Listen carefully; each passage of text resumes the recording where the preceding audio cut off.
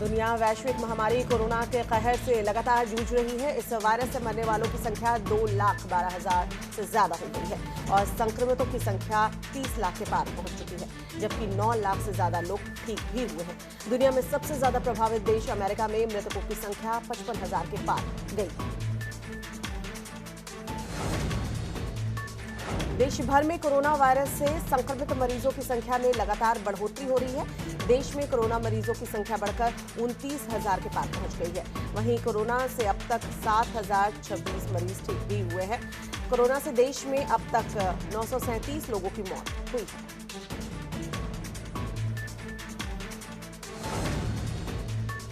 उत्तर प्रदेश में कोरोना संक्रमितों की कुल संख्या जो है 2,000 के पार पहुंच चुकी है। यूपी में कोरोना मरीजों की संख्या बढ़कर 2,043 हुई है। अभी तक 31 कोरोना पॉजिटिव मरीजों की मौत हुई है। यूपी में 400 कोरोना के मरीज ठीक भी हुए। कोरोना वायरस का संक्रमण अपना पांव पसारता जा रहा है। सुप्रीम कोर्ट का एक कर्मचारी कोरोना वायरस से संक्रमित पाया गया। वहीं शीर्ष कोर्ट के 2 रजिस्ट्रार को होम क्वारंटीन में भेज दिया गया है और इसकी जानकारी हासिल की जा रही है कि वो किन किन के संपर्क में आए थे। कोरोना संक्रमित पाया गया कर्मचारी पिछले हफ्ते 2 बार सुप्रीम कोर्ट में आए।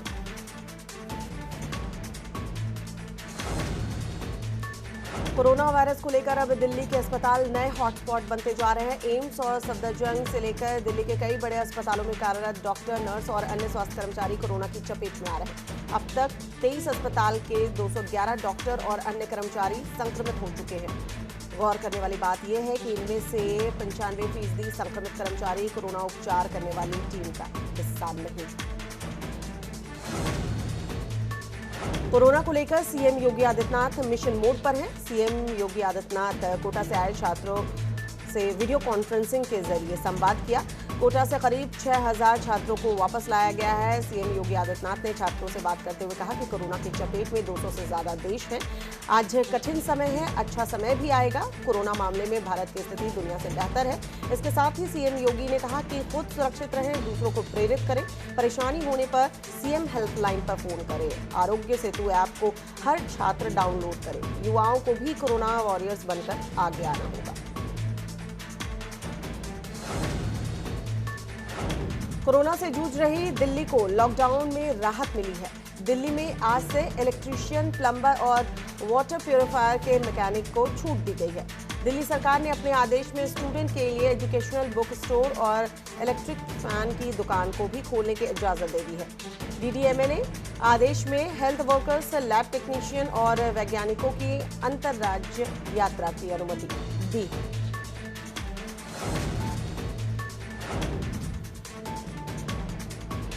अयोध्या में राम मंदिर निर्माण के लिए 30 अप्रैल को होने वाली भूमि पूजन को स्थगित करने के साथ 2020 में मंदिर निर्माण का कार्य होगा या नहीं, इस पर ट्रस्ट ने कहा कि राम मंदिर निर्माण की कार्यशाला में चल रहे कार्य को लेकर लॉकडाउन के चलते स्थगित कर दिया गया है। साथ ही मजदूरों को वापस भी भेजा गया है। देश की स्थिति सामान्य होने के बाद ही ट्रस्ट अपने बैठक में अगला निर्णय लेगी।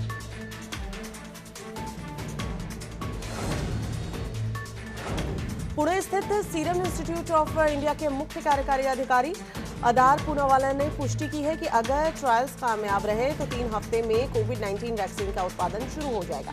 उम्मीद की जा रही है कि सितंबर और अक्टूबर तक वैक्सीन बाजार में भी आ जाएगी। ये तभी होगा अगर ट्रायल सभी जरूरी सुरक्षा मानदंडों और उस पर कारगर रहने की गारंटी को लेकर आश्वस्त करने में कामयाब रहे। दिल्ली में कोरोना खतरनाक रुख अख्तियार करता जा रहा है।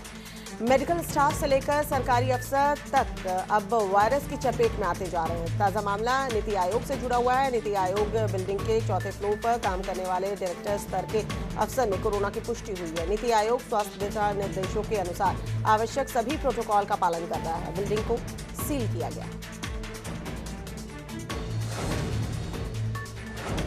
राज्यों के सीएम के साथ हुई वीडियो कॉन्फ्रेंसिंग के जरिए बातचीत में प्रधानमंत्री मोदी ने राजस्थान के मुख्यमंत्री अशोक गहलोत की तारीफ की है।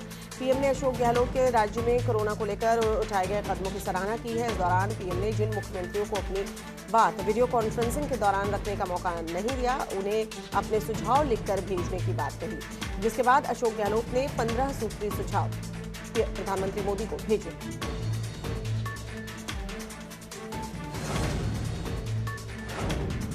कोरोना से जारी जंग में क्या लॉकडाउन को एक बार फिर बढ़ाया जाएगा, ये फिलहाल चर्चा का विषय बना हुआ है। 3 मई के बाद देश कोरोना से कैसे लड़े। सोमवार को मुख्यमंत्रियों के साथ प्रधानमंत्री मोदी की वीडियो कॉन्फ्रेंसिंग में इस पर फैसला नहीं आया है, लेकिन संकेत साफ है।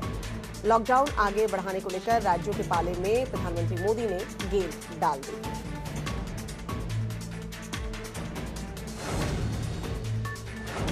अगर किसी व्यक्ति को कोरोना वायरस के अल्प लक्षण हैं, तो वो अब घर में रहकर भी खुद को आइसोलेट कर सकते हैं। इसके लिए मेडिकल ऑफिसर की इजाजत लेनी होगी और साथ ही कुछ सुविधाओं का ख्याल रखना होगा।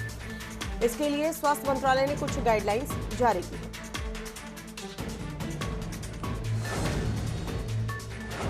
रायबरेली के जिलाधिकारी शुभ्रा सक्सेना ने क्वारंटीन सेंटरों का निरीक्षण किया है। क्वारंटीन सेंटर में खाने की गुणवत्ता को देखकर जिलाधिकारी ने लालगंज के एसडीएम को फटकार लगाई है। साथ ही शुभ्रा सक्सेना से क्वारंटीन सेंटर में व्यवस्था को सुधारने का निर्देश दिया है।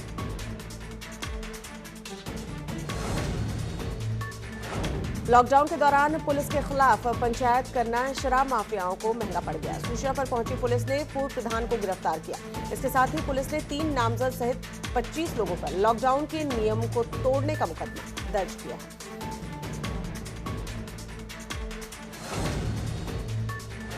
गाजीपुर में लॉकडाउन के बीच किसान परेशान हो रहे हैं। बिक्री न होने से लाखों रुपए की मूली खेतों में ही खराब हो रही है। किसान हजारों की लागत से उगाई गई मूली की फसल को बेबस किसान ट्रैक्टर के पहियों के नीचे रौंदने को मजबूर है।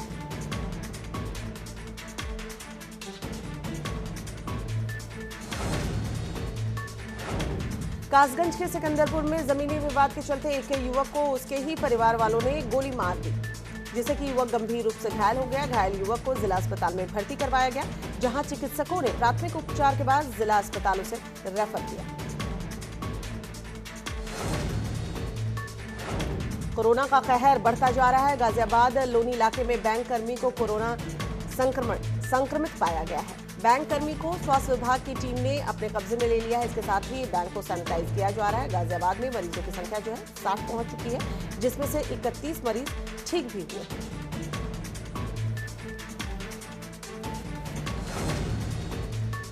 कोरोना संकट के चलते देश में लॉकडाउन किया गया है। रोजाना जगह जगह से लॉकडाउन के उल्लंघन की खबरें सामने आती रहती हैं। कानपुर प्रशासन कोरोना के बढ़ते मामलों और लॉकडाउन के उल्लंघन को देखते हुए सख्त नजर आ रहा है। बेवजह सड़कों पर घूमने वालों की अब खैर नहीं होगी, क्योंकि कानपुर में हॉटस्पॉट इलाकों में पीएसी तैनात की गई है। पीएसी बेवजह सड़कों पर घूमने वालों से सख्ती के साथ निपटेगी।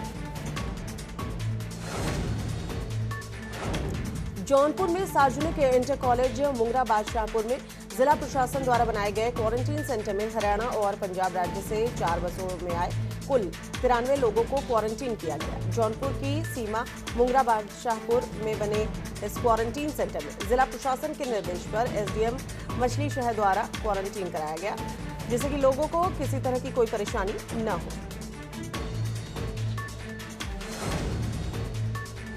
बागपत जनपद के थाना रमाला इलाके में प्रेमिका को अगवा कर उसे शादी करने की चाहत प्रेमी को इतनी महंगी पड़ गई कि उससे इसकी कीमत अपनी जान देकर चुकानी पड़ी। प्रेमिका के परिजनों ने पीट कर प्रेमी को मौत के घाट उतार दिया। फिलहाल पुलिस ने शव को पोस्टमार्टम के लिए भेजा है और पूरे मामले की तफ्तीश करने में जुटी हुई है।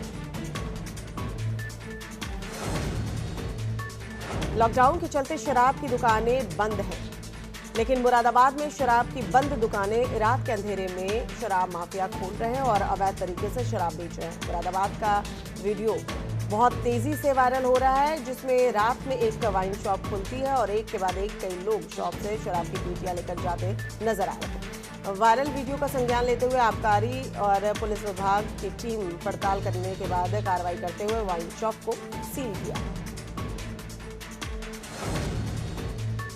लॉकडाउन के बीच गरीबों के सामने रोजी रोटी का संकट खड़ा हो गया है। कुछ गरीब फल सब्जी बेचकर अपना गुजारा कर रहे हैं, लेकिन इस बीच फर्रुखाबाद में ड्यूटी पर तैनात पुलिसकर्मियों ने 2 फल विक्रेताओं की बेरहमी से पिटाई कर दी। दोनों फल विक्रेता गिड़गिड़ाते रहे, लेकिन पुलिसकर्मियों ने उन पर रहम नहीं दिखाई। फल विक्रेताओं का आरोप है कि उन्होंने पुलिसकर्मियों को उनसे फल मांगे, जिसके मना करने पर उनकी पिटाई की गई।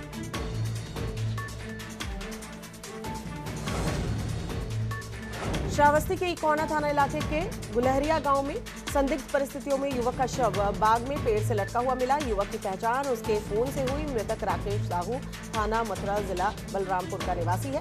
वहीं सूचना मिलने पर पहुंची पुलिस ने शव को कब्जे में लेकर पोस्टमार्टम के लिए भेजा है और मृतक के परिजनों को इस बात की सूचना दी गई। हमीरपुर जिला कारागार प्रशासन ने कोरोना के बचाव के लिए आगे आया। हमीरपुर जिला कारागार प्रशासन ने जेल के बाहर कैंप लगाकर जेल में बने मास्क लोगों को बांटे हैं। इसके साथ ही कारागार प्रशासन आरोग्य सेतु ऐप डाउनलोड करने वाले को 2 मास्क दे रहा है। इस कार्य के लिए जिला कारागार प्रशासन की तारीफ भी की जा रही है।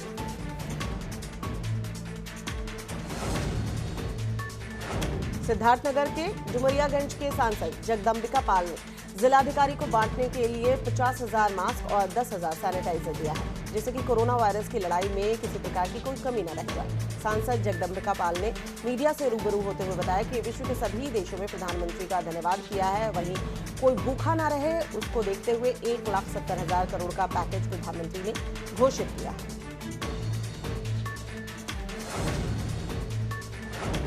मुरादाबाद के कटघर इलाके में पति पत्नी और वो के चक्कर में युवक ने सुसाइड कर लिया। शादीशुदा युवक का पड़ोस की युवती से प्रेम प्रसंग चल रहा था। प्रेमिका से विवाद के बाद युवक ने पंखे से फांसी लगाकर खुदकुशी कर ली। मौके पर पहुंची पुलिस ने शव को पोस्टमार्टम के लिए भेजा है।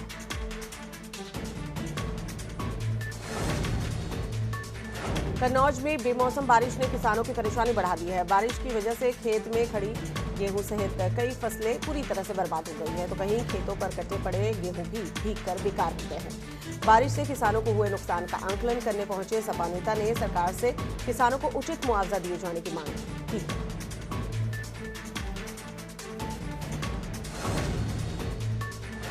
आगरा कमलानगर के अग्रसेन सेवा सदन में 22 दिनों से क्वारंटीन लोग धरने पर बैठे हैं। 22 दिन बीत जाने के बाद भी आज तक स्वास्थ्य विभाग की टीम जांच के लिए यहां नहीं पहुंची। पारस अस्पताल के नर्सिंग स्टाफ भी क्वारंटीन किए गए हैं। 22 दिनों से 48 लोग यहां पर क्वारंटीन हैं, जिनमें से कई लोग डायबिटीज के मरीज भी हैं। क्वारंटीन किए गए लोग अधिकारियों को मौके पर बुलाने की जिद पर अड़े हुए हैं और उनकी मांग पूरी नहीं होने पर भूख हड़ताल की धमकी दे रहे हैं। गोंडा के शेखापुर गांव में कोरोना संकट के बीच एक नई मुसीबत सामने आई है। यहां चमगादड़ों के एक झुंड ने अपना डेरा बना लिया है। यहां हजारों की संख्या में चमगादड़ मंडराते नजर आते हैं। कोरोना के बीच चमगादड़ आने से ग्रामीणों में भय का माहौल है।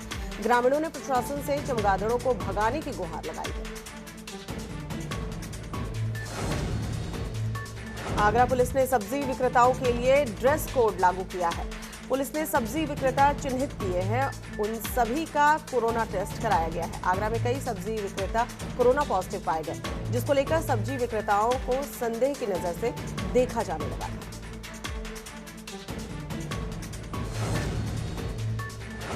जालौन के लॉकडाउन के बीच एक महिला ने एम्बुलेंस में 2 जुड़वा बच्चे को जन्म दिया।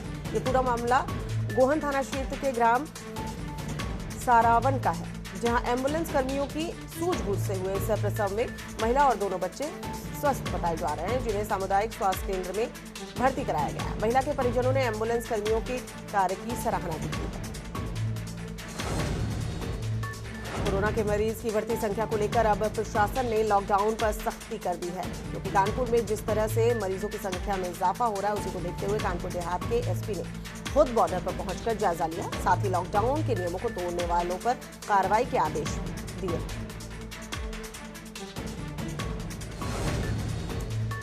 देहरादून जिला प्रशासन ने शहर में स्मार्ट सिटी के निर्माण के कामों को शर्त के साथ मंजूरी दी, लेकिन दिन रात हो रहे निर्माण कार्यों को देखकर कुछ व्यापारी नेता आपत्ति जता रहे हैं। वहीं देहरादून के डीएम आशीष श्रीवास्तव का कहना है कि स्मार्ट सिटी के लिए दिन रात काम को मंजूरी दी गई है, जिससे काम को समय रहते पूरा किया जा सके। लोगों का समझना होगा कि अभी काम नहीं हुआ तो लॉकडाउन के बाद दुकानों को बंद कराकर निर्माण कार्य को पूरा करने का काम करना पड़ेगा। उत्तराखंड में कोरोना के मामले बढ़ते जा रहे हैं, लेकिन इस बीच अच्छी खबर यह भी है कि इस बीमारी से ठीक होने वालों की संख्या लगातार बढ़ रही है। वर्तमान में कोरोना के मरीजों की रिकवरी रेट प्रदेश में 64.7% है। सोमवार को भी सेना की महिला डॉक्टर सहित 5 लोग स्वस्थ हुए। अब तक कोरोना के 51 मामले जो है वो सामने आए हैं, जिनमें से 33 ठीक हो चुके हैं।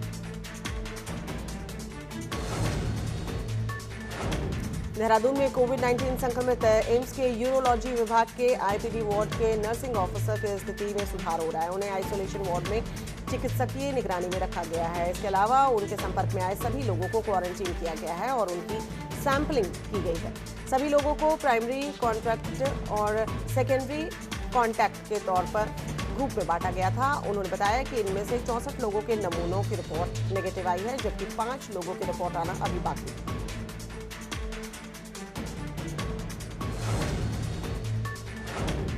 बागेश्वर में आरएसएस की जिला इकाई की तरफ से कोरोना वॉरियर्स और जरूरतमंदों को भोजन कराया गया। हर दिन स्थानीय संघ कार्यालय में आरएसएस के स्वयंसेवक भोजन बनाते हैं, जहां पर सोशल डिस्टेंसिंग, मास्क और साफ सफाई सहित खाने की गुणवत्ता पर पूरा ध्यान दिया जाता है।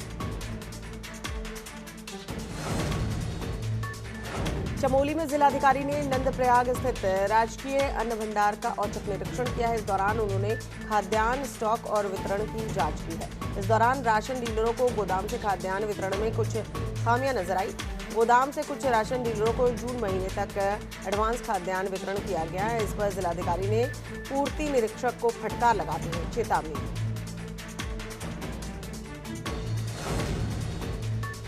बुलंदशहर में साधुओं की हत्या की वारदात सामने आई है। बुलंदशहर के अनूप शहर कोतवाली में 2 साधुओं की हत्या कर दी गई। मंदिर परिसर में सो रहे 2 साधुओं पर धारदार हथियार से वार किया गया, जिसके बाद इलाके में हड़कंप मच गया।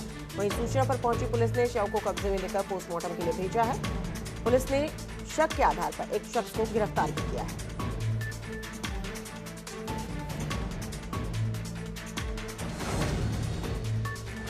पीएम मोदी की अगुवाई में भारत सफलतापूर्वक कोरोना वायरस से जंग लड़ रहा है। वहीं कोरोना वायरस जैसी महामारी से निपटने में इमरान सरकार बुरी तरह से नाकाम रही है, जिसके चलते इमरान खान ने पाकिस्तान आर्मी को अपनी सरकार पर हावी होने का मौका दे दिया है और अब पाकिस्तान के पीएम इमरान खान की प्रधानमंत्री की कुर्सी तक दांव पर लगी नजर आ रही है, जिससे कि वहां तख्ता पलट होने की आशंका जताई जा रही है।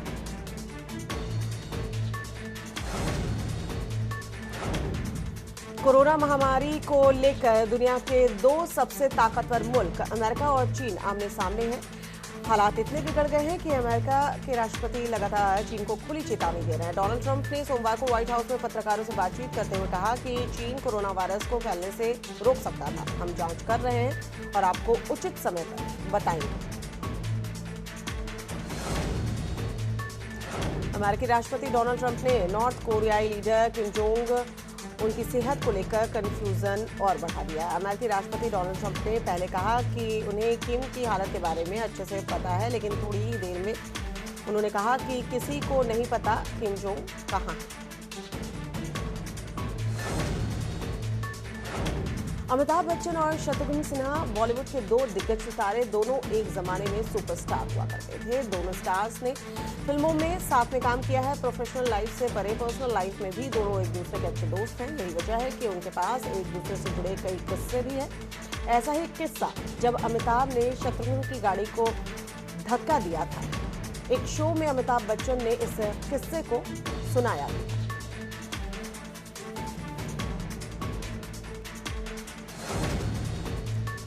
लॉकडाउन के चलते कई लोगों के सामने खाने पीने का संकट खड़ा हो गया है। ऐसे में सलमान खान ने एक बार फिर साबित कर दिया है कि वो हर मुश्किल समय में देश के साथ है। सलमान खान के एनजीओ बीइंग ह्यूमन ने फिल्म इंडस्ट्री में काम करने वाले 25,000 लोगों की आर्थिक सहायता करने का फैसला किया था। अब सलमान के इस एनजीओ ने लोगों के खाते में पैसे पहुंचाने का काम शुरू कर दिया। फिल्म और टीवी इंडस्ट्री के असिस्टेंट डायरेक्टर मनोज शर्मा ने इसका स्क्रीनशॉट शेयर किया। बॉलीवुड एक्ट्रेस ईशा गुप्ता ने बॉयफ्रेंड मैनुअल कैंपोज के साथ अपने रिलेशनशिप पर मुहर लगाई है। उन्होंने मैनुअल संग फोटो शेयर करते हुए अपने रिलेशन को इंस्टाग्राम पर ऑफिशियल कर दिया है। फोटो के साथ उन्होंने लिखा है, जिसका मतलब ये है कि मैं तुमसे बहुत प्यार करती हूँ। तस्वीर इस वक्त आपको टीवी स्क्रीन पर दिखा रहे हैं, किस तरह से अपने बॉयफ्रेंड के साथ मैचिंग के कपड़ों में ईशा नजर आ रही है। जानवी कपूर इन दिनों बनारस को याद कर रही हैं। जानवी कपूर ने सोशल मीडिया पर एक वीडियो शेयर किया, जिसमें वो नाव पर बैठे बनारस के दिनों को याद करती नजर आ रही।